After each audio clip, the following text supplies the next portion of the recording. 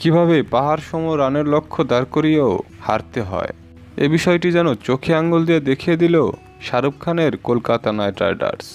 এ যেন সত্যিই অবিশ্বাস্য। এমনভাবে জেতা ম্যাচ হেরে যাবে এটা হয়তো কল্পনাও করেনি শাহরুখ খান।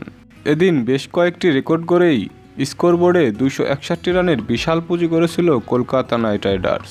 তবে 4 ছক্কার বৃষ্টির ম্যাচে পাহাড়সম পুঁজিও জয়ের জন্য যথেষ্ট হলো না কলকাতার জন্য।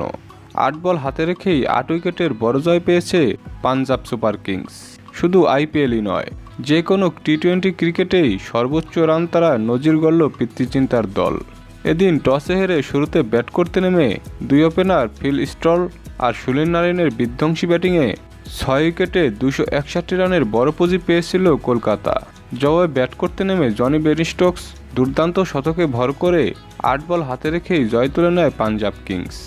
48 বলে 8, 4 ও 9 ছক্কায় 108 রানের অপরাজিত থাকেন বেন স্টোকস।